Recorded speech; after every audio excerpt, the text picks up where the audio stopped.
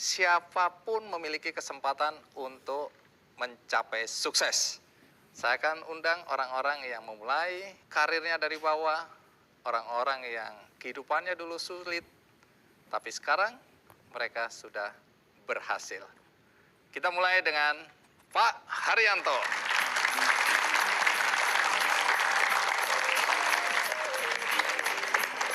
Pak Haryanto, apa kabar? Baik, Om. Kalau orang segagah ini dengan baret seperti ini, Anda tentara bukan? Siap. Ush, kalau gitu saya harus ini. Artinya dulu tentara. Tentara.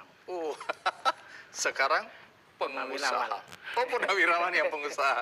Oke, silakan duduk. Kalau Anda aslinya dari mana? Dari Kudus, Om. Kudus, Jawa Tengah ya? Jawa Tengah. Asli. Asli. Pekerjaan orang tua dulu apa ya, kalau boleh tahu? Buruh, Om. Jualan di pasar, jualan daging, Om. Ini ayah berarti ya? Ibu. Oh, ibu. Ibu. Apa yang dikerjakan ibu? Kita belanja dari daging A dijual ke pasar gitu. Jadi cari untung. Kalau ayah? Ayah itu buruh kasaran, Om.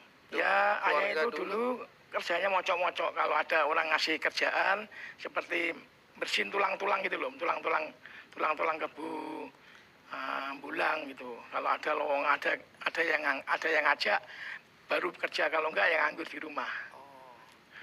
Apa bisa disimpulkan berarti kehidupan Anda dulu sulit secara ekonomi? Sangat sulit, Om. Oh, bukan sulit tapi sangat sulit. Anda berapa bersaudara?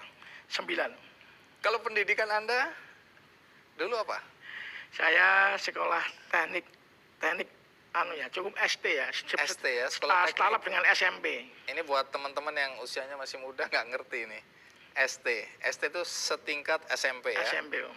Kalau dulu ada SKP ya, SKP. SKP itu Sekolah Kepandaian Putri, Sekolah Teknik, baru SMP itu umum. Oke, ST aja? ST, Om. Nggak sampai STM naik kan? STM saya tidak lulus karena nggak punya uang untuk biaya sekolah. Bukan karena nggak pintar ya? Ya pintar, kawan-kawan 3 tahun, selesai saya setahun lulusnya. Tapi nggak ada Karena ijazahnya. nggak selesai.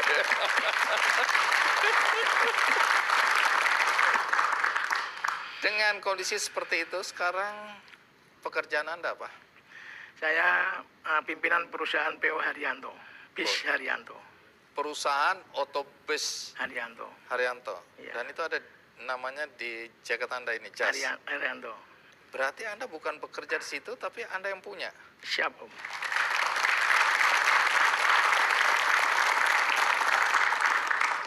Berapa banyak tuh armadanya? Insya Allah ada 250-an.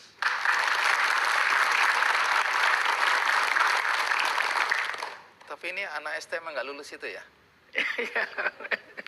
Punya bus 250 Ya. sekarang. Jadi kesimpulannya jangan lulus STM supaya bisa jadi pengusaha sukses gitu. Enggak gitu. Jangan. Ini jangan-jangan anak bilang, oh begitu ya. Bukan. Enggak gitu. Baik, sebelum kita lanjutkan, ikuti dulu tayangan berikut ini.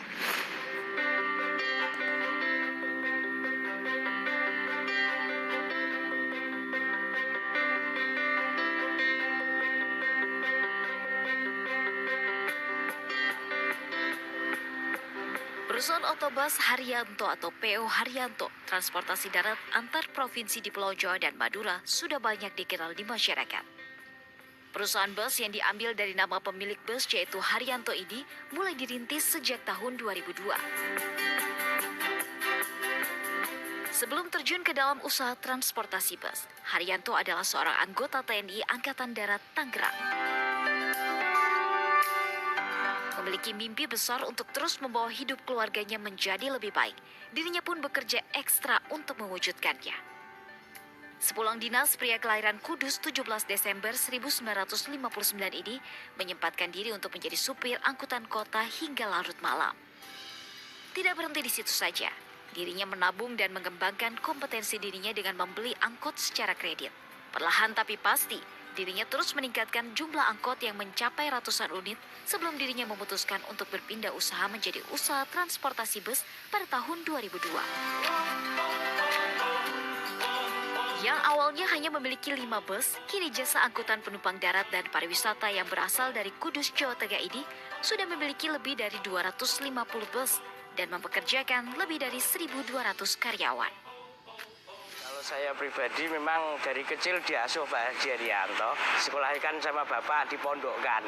Dari awal sebelum ada bis saya sudah ikut Pak Haji Haryanto dan sampai sekarang Alhamdulillah selama ikut Pak Haryanto ini sebagai sosok seorang pimpinan juga menjadi orang tua yang bisa menjadi panutan dalam kehidupan dohir maupun batin.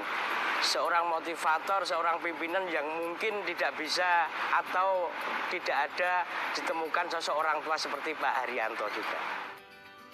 Tidak hanya terus meningkatkan armada dan jumlah karyawannya, pelayanan PO Haryanto pun diakui kualitasnya saat meraih penghargaan dari Kementerian Perhubungan RI untuk kategori bus akap non-ekonomi pada tahun 2019. Kesuksesan yang diraih Haryanto tak lepas dari komitmennya untuk menjadikan usahanya sebagai ladang ibadah.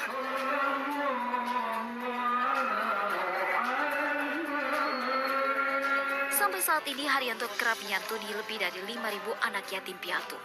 Haryanto juga berkomitmen untuk terus mendirikan masjid.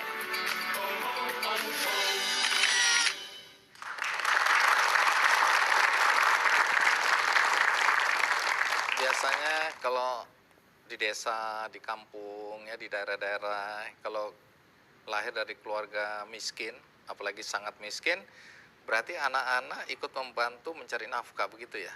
Kalau Anda? Ya, saya waktu kecil jualan es keliling, dan saya waktu kecil juga saya untuk ngarit ya, nyari rumput kita Nyari jual, rumput. kita jual buat makan. Dan yang waktu kecil juga saya pernah jadi cleaning service ya, pembersih hotel. Ini umur-umur berapa itu ya? Ya waktu itu SD, saya SD sambil bekerja. SD udah cari. SD sambil bekerja karena saking nggak punyanya orang tua.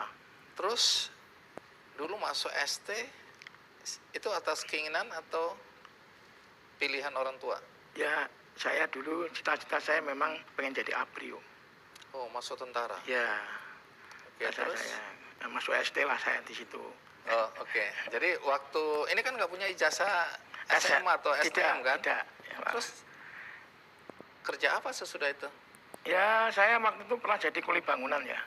Oh, nambah lagi nih kuli Ya, bangunan. jadi kuli bangunan, saya waktu itu masih ingat gaji saya itu 400 rupiah ya. Itu saya makannya cuma yang 200 saya buat makan, dapat nasi kucing ya, nasi seperti itu, teman-teman itu, hanya ikannya sama ada ikan seperti udang satu sama tahu gitu. Minum saya pakai sumur pompa. Ush, Sumur pompa itu dulu kan pakai dragon ya, iya. pompanya dragon ya. Itu yang diminum. Iya, minumnya pakai gelasnya pakai topi. Kalau di tempat terik matahari. Kok masih hidup ya hari ini? Ya, alhamdulillah. Itu kan mentah, air mentah. Iya, itu. Apalagi karena kita dimadain tulus topi. saja yang adanya itu. Jadi sedemikian susahnya. Iya, Tapi alhamdulillah. Anda tadi bilang kan masuk tentara ya? Iya. Posisi atau pangkat Anda pertama masuk tentara apa ya? Oh, pangkat saya paling gagal. Apa itu? Prajurit 2. Yang merah itu loh. Es Paling balok. gagah ya. Itu paling gagah, paling takutin orang. Soalnya nggak bisa dialog kalau gitu biasanya. Kayak tugas Anda apa selama di tentara? Tugas saya pengemudi. Pengemudi kendaraan apa itu? Ya, saya dulu bawa Reo, bawa Panzer, bawa Meriam ya. Pansor di Bawa belakang Meriam atau ya. Anda yang bawa Meriam. Oh. Ya, bawa Meriam. Setirnya setir kiri dulu tuh. Wish. Itu berapa lama jadi tentara ya? Saya 20 tahun ya, pensiun Purnawirawan, ngajukan Purnawirawan, alhamdulillah disetujui, saya di situ baru kita banting setir. Tunggu. Ini kan setelah itu Anda menikah ya? Iya. Kehidupan Anda dengan istri bagaimana dengan kondisi ekonomi waktu itu? Lah disitulah saya mau nggak mau harus berpikir ke depan, bagaimana cara kita harus bisa menghidupi keluarga. Ini dari batalion jam 2 selesai apel, saya istirahat sebentar, saya nyari sampingan, Sebagai sopir angkot, ya sampai malam. untuk nyari tambahan. Tambahan, karena waktu itu tentara gajinya masih 18.000 ya, tahun 82. Berapa lama Anda hidup seperti itu? Saya lama, cukup lama Om. Udah punya rumah loh? Belum, saya masih ngontrak. Baik. Tentu kita semua penasaran nih. ya, STM nggak lulus, masuk tentara pangkatnya keren banget tadi. Gaji 18.000, nyambi jadi supir angkot, masih tinggal di kontrakan, udah menikah, tapi sekarang jadi pengusaha PO Haryanto dengan armada 250 bus. Nah, ini keajaiban. Apa yang terjadi? Kita rehat sejenak, ikuti terus Ki Candy.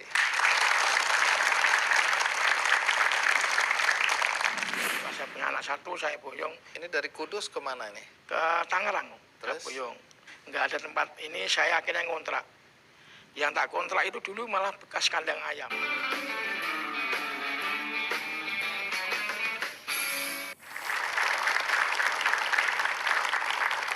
Pak Arianto, saya iseng-iseng aja, saya googling gitu, saya ketik 10 besar perusahaan otobus di Indonesia.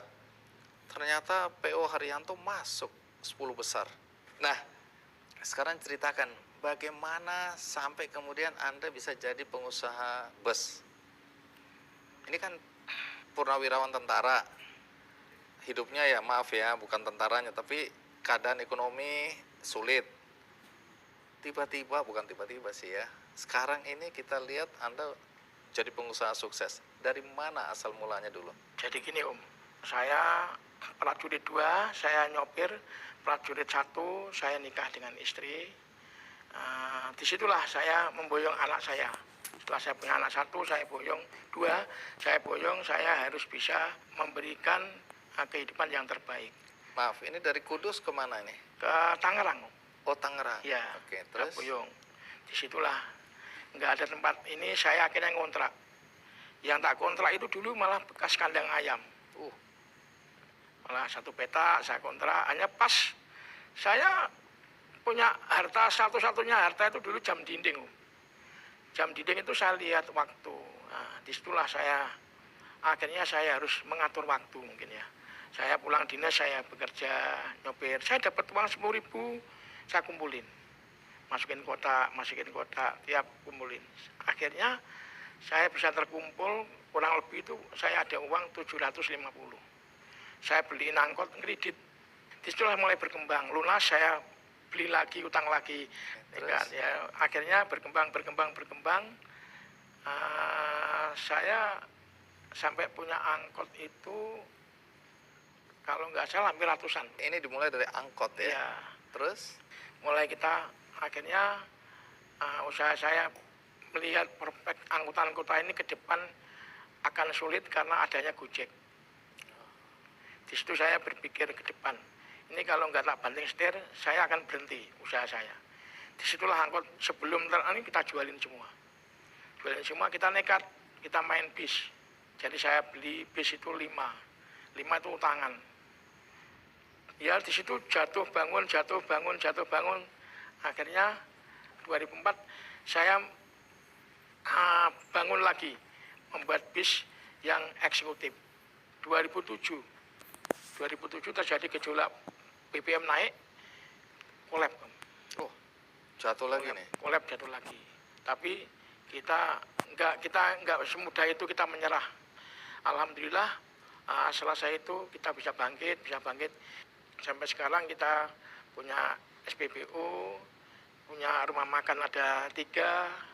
Yang kemarin saya bangun di Solo juga, alhamdulillah di situ ternyata rumah makan ini hasilnya bukan hanya rumah makan aja, dari orang-orang toilet itu juga hasilnya lumayan loh.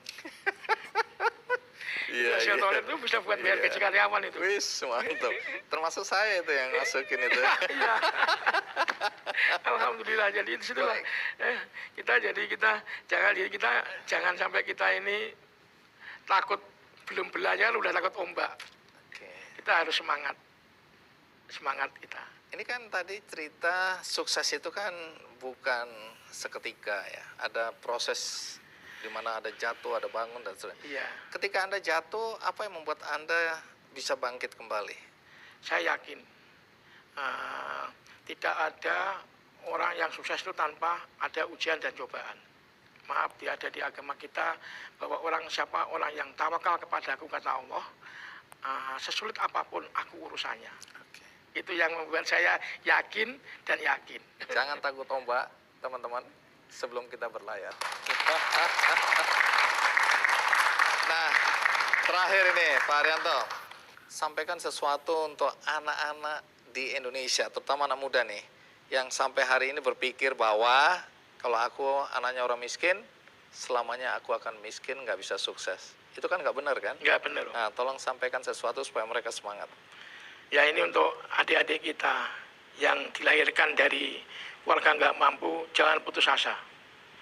Kita tetap semangat dan bekerjalah sesuai dengan ahlinya.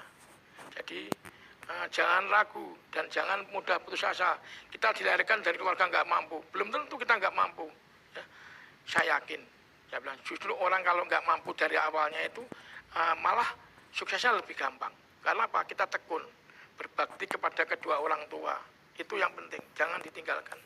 Tetap semangat, jangan ragu. Dan jangan pantang menyerah untuk adik-adik kita yang dari lahir dari keluarga nggak mampu. Yakin Anda akan berhasil nanti.